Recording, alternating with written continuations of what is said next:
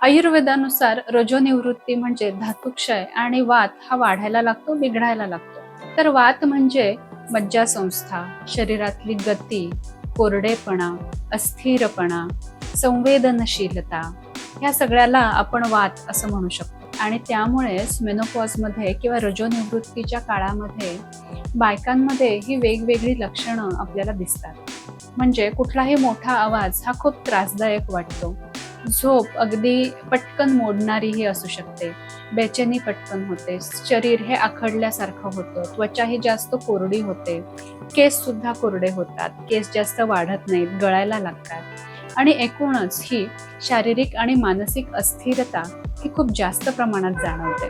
आणि त्याचप्रमाणे मेनोपॉजच्या आधीपासूनच समजा तुम्हाला ताण जास्त असेल, झोपेच्या तक्रारी असतील, पचन कमजोर असेल किंवा भावनिक थकवा समजा असेल, तर ही मेनोपॉजची लक्षणं ही अजून जास्त अधिक तीव्र ही जाणवायला लागतात. आणि ह्या सगळ्यावर पंचकर्म हा अतिशय चांगला उपाय आयुर्वेदामध्ये सांगितलेला आहे. तर पंचकर्म म्हणजे फक्त डिटॉक्स किंवा शरीर शुद्धी असं नाहीये. तर मज्जासंस्थेला शांत आणि संतुलित करणं म्हणजे पंचकर्म असा आपण अर्थ नक्कीच घेऊ शकतो. मेनोपॉजमध्ये पंचकर्माचा उद्देश फक्त शरीर शुद्धी असं नसते, तर ह्याचा सगळ्यात मोठा भाग हा मज्जासंस्थेला शांत आणि संतुलित करणं हे असतं. यामध्ये सगळ्यात महत्त्वाचं म्हणजे येतं अभ्यंग. कोमट तेलाने शरीराला मालिश करणं म्हणजे अभ्यंग. त्वचेवर प्रेशर रिसेप्टर्स असतात. कोमट तेलाने जेव्हा आपण मालिश करतो तेव्हा शरीराची एक शांत अवस्था ही सक्रिय होते आणि त्यातूनच शरीराला एक संदेश मिळतो की मी सुरक्षित आहे. त्यामुळे अभ्यंगानंतर सगळ्यांना अगदी शांत, रिलॅक्स वाटतं, झोप सुधारते आणि शरीराचं एकूणच ताठरपणा जो आहे, स्टिफनेस जो आहे हा कमी वाटायला लागतो. कारण हे जे आपण प्रेशर देतो त्यामुळे मज्जासंस्थेवर किंवा नर्व्हजवर हा चांगला परिणाम आपल्याला दिसून येतो. रजोनिवृत्तीमध्ये बस्ती हे सुद्धा एक महत्त्वाचं पंचकर्म आहे.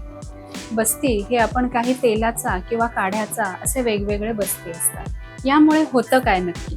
तर बस्ती हा आपण मोठ्या आतड्यामध्ये देतो आणि गट ब्रेन ॲक्सेस किंवा आतड्याचा आणि मेंदूचा हा अगदी जवळचा संबंध आहे. त्यामुळे जेव्हा आतड्यांचं काम हे सुधारणार आहे किंवा डिटॉक्स होणार आहे, तेव्हा तुमच्या मेंदूवर किंवा मज्जासंस्थेवर सुद्धा अतिशय चांगले परिणाम आपल्याला दिसून येतात.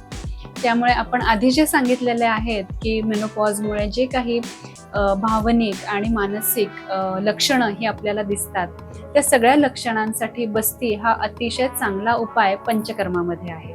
बस्तीमुळे शरीर शुद्धी होणार आहे, वाताचा बॅलन्स होणार आहे आणि धातूंना बल मिळणार आहे. यामुळे मेनोपॉजमध्ये जे शारीरिक लक्षणं आपल्याला दिसतात ती सुद्धा कमी व्हायला बस्तीने चांगली मदत मिळते. म्हणजेच बस्तीमुळे सूज ही कमी होणार आहे, झोप चांगली लागणार आहे, मूड सुद्धा चांगला होणार आहे. बद्धकोष्ठता, पोट फुगणं, बेचैनी, खराब झोप यावर सुद्धा चांगले परिणाम हे आपल्याला दिसून येणार आहे.